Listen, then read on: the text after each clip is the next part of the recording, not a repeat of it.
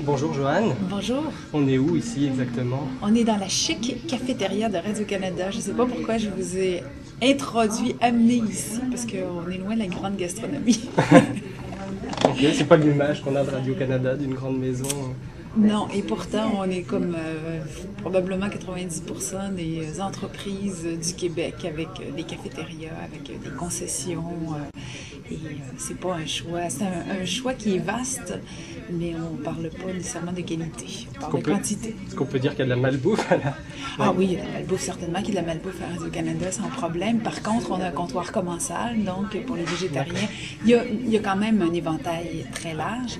Les gens à Radio-Canada aussi s'expriment, alors ça peut bouger quand on le demande, mais il y a quand même une forte proportion de gens qui demandent la malbouffe et qui sont bien servis. On n'est pas ici pour parler de la cafétéria de Radio-Canada.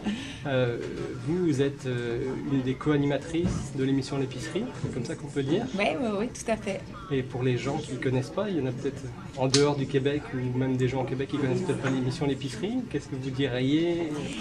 L'épicerie, c'est un magazine d'affaires publiques où on s'intéresse aux produits comme à n'importe quel cas typique en journalisme. Si on décide de s'attaquer au pogo, là, je dis attaquer, mais on peut très bien s'intéresser aussi à faire des pousses, des jeunes pousses à la maison. On essaie de ne pas avoir un regard moralisateur sur les aliments. On prend aliment par aliment et on les décortique. Soit qu'on les goûte, soit qu'on les teste, soit qu'on les analyse en laboratoire, soit qu'on les cuisine, soit qu'on les intervertit avec d'autres. On essaie de voir comment ce produit-là est arrivé sur nos tablettes, comment on le consomme, pourquoi on le consomme et est-ce qu'on devrait le consommer. C'est à peu près les questions générales qu'on se pose. Et on a différentes formes. Parfois, comme je disais, c'est des tests de goût, parfois c'est des analyses, parfois c'est des laboratoires chimiques. On essaie de voir qu'est-ce qui se passe à l'intérieur de tel ou tel processus alimentaire. Mais en général, c'est une émission qu'on veut à la fois divertissante, mais avec une très très bonne part d'information. Ok, et pour les gens qui ne connaissent pas le milieu de la télévision, que fait une co-animatrice par rapport à l'épicerie? Jusqu'où va votre rôle? Dans cette émission-là, chaque émission d'affaires publiques à Radio-Canada, on peut être, les animateurs ou co-animateurs peuvent avoir des rôles différents. Dans le cas de l'épicerie, on est vraiment des journalistes recherchistes animateurs. C'est-à-dire qu'à la base, on décide en équipe avec le réalisateur quel sujet on a envie de traiter.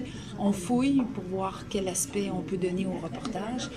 Ça se fait toujours de pair avec un autre journaliste réalisateur. Et une fois que, en tout cas, la base du reportage est bien assise, ben là, on part, on s'en va faire des entrevues. Là, c'est moi ou l'autre animateur qui fait les entrevues. Après ça s'en va en montage, c'est le réalisateur qui gère cette partie-là en grande partie, mais le journaliste animateur, moi en l'occurrence, j'ai mon mot à dire jusqu'au dernier point avant que le reportage soit diffusé. C'est l'avantage extraordinaire dans cette émission-là, c'est que tout le monde a une large part de responsabilité. Dans une entrevue, le réalisateur peut me proposer toutes les questions qu'il veut. Et dans le montage, je dois lui proposer toutes les avenues possibles, et ça jusqu'à temps que le rédacteur en chef et le coordonnateur de l'émission disent « c'est bon, on y va, ça passe en nom ». Et après ça, ben là, ce que vous voyez à l'écran, c'est souvent la partie la plus simple pour nous, c'est la présentation du reportage qu'on fait en une phrase. Ok, et c'est combien d'émissions dans l'année, l'épicerie? C'est 52 émissions par année. Il y a quelques reprises de reportages importants qu'on va rediffuser dans l'année, parfois une deuxième fois, mais sinon c'est du matériel original, 52 semaines par année. D'accord, et là cet été vous partez je crois sur les marchés comme l'année dernière, oui, ça s'est fait, c'est ça? Sur les marchés et sur les quais. Cette année on s'est dit qu'on avait envie aussi d'aller rencontrer les gens où ils sont, c'est-à-dire qu'on va aller dans les marchés, mais comme les marchés sont ouverts pratiquement que les week-ends pendant l'été, on avait envie aussi la semaine d'aller rencontrer les gens qui sont en vacances et qui cuisinent, c'est-à-dire dans les campings, dans les chalets, à des endroits où on va essayer de rencontrer les gens qui vont apprêter les mets typiques d'une région, les produits du terroir, mais à leur façon, simplement, et ça va nous amener à ce moment-là à parler des produits en question. Est-ce que vous pouvez nous dire déjà où vous irez cet été? On se croise les doigts, on espère aller en Gaspésie. C'est une région que l'épicerie n'a pas encore fréquentée beaucoup. C'est toujours une question de beaucoup parce que quand on déplace l'équipe pour l'émission, c'est toujours un peu plus complexe. Question aussi de proximité parce que souvent l'équipe doit revenir la même journée à Montréal. Donc s'il y a un aéroport proche, ça peut bien se faire. Mais c'est dans les plans. Sinon, c'est sûr que la région de Charlevoix, Québec, les cantons de l'Est, la Naudière, tout ce qui est facilement accessible en une journée de Montréal, c'est sûr qu'on devrait se pointer de ce côté-là. Puis comme on a déjà fait la Côte-Nord l'an dernier, ben, ça devrait être la Gaspésie cette année, notre région éloignée. Ok. Et vous, par rapport à la cuisine, vous en êtes où? Est-ce que vous utilisez un peu les produits du terroir québécois?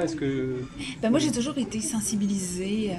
Je viens d'une famille où l'alimentation était vraiment quelque chose de très, très important. Je suis mariée avec un cuisinier, donc chaque aliment qui rentre dans mon réfrigérateur ou dans mon garde-manger est grandement étudié. Bon, étudier est un grand mot, là, mais la première notion, c'est toujours le plaisir, mais je crois beaucoup, je reste dans une région qui est la région la plus importante en agroalimentaire au Québec, c'est la Montérégie, et je peux trouver facilement à peu près tous les produits qui m'intéressent à moins d'une demi-heure de route, facilement même moins de 15 minutes. Je me suis intéressée beaucoup aux produits biologiques quand on a commencé à pouvoir en avoir au Québec. Je le fais encore dans la mesure du possible aux céréalistes et que c'est pas ridiculement éloigné. Mais c'est sûr que je crois beaucoup au minimum de transformation, maximum de proximité. Puis je trouve qu'il y a des pas de géants qui se sont faits au Québec. Puis c'est sûr que pour moi, c'est une grande, grande importance d'encourager les gens qui ont envie de faire connaître nos richesses. Ouais, c'était ma question suivante, justement. Okay. Est-ce que vous avez vu un changement ces dernières années par rapport à l'utilisation que peuvent faire les Québécois de l'alimentation, d'aller vers une meilleure alimentation ou même plus proche? Ben, c'est drôle parce que autant il y a une amélioration, autant d'un côté ça devient alarmant de voir comment les gens prennent de moins en moins de temps de cuisiner. Ça devient presque du 50-50. Il y a des gens qui ont changé beaucoup, puis d'autres qui ont peut-être préféré aller plus rapidement et vers d'autres solutions. Mais quand je regarde les nouvelles générations, même si on parle beaucoup d'obésité, je me dis c'est des gens qui sont tellement conscientisés, qui en savent tellement plus que nous, que je suis très, très optimiste en me disant que ça va changer encore beaucoup plus rapidement que ce qui s'est fait au cours des dernières années au Québec. Okay. Pour finir, si rapidement vous deviez recommander un produit, une adresse, un lieu... Aïe, ça c'est effrayant de nous donner ça. Un produit que vous avez découvert vraiment c'est parce que j'en découvre tellement. Je vous avoue, là, je prêche vraiment pour ma paroisse, mais il y a une petite ferme près de chez moi qui font en partie avec leur fils une production biologique qui s'appelle Mi-Boulet. Ils font beaucoup de graines pour les gens qui s'intéressent à faire leur propre pousse ou quelque chose comme ça. Mais en même temps, ils font la production de pigeonneaux, qui est vraiment quelque chose qu'on connaît très peu au Québec. Et je trouve ça très intéressant ce qu'ils font. Ils font des graines aussi avec une culture reconditionnée. Il y a plein de choses intéressantes, je trouve. Ils sont très curieux de voir comment on peut améliorer notre agriculture, puis ça donne des résultats extraordinaires. Fait que ça, je trouve ça bien le fun de les encourager. Et ils sont à Marieville, dans la plus belle municipalité du Québec. Très bien. Écoutez, merci beaucoup de cette interview, c'était très gentil. Et bonne continuation. Merci, vous autres aussi. Merci.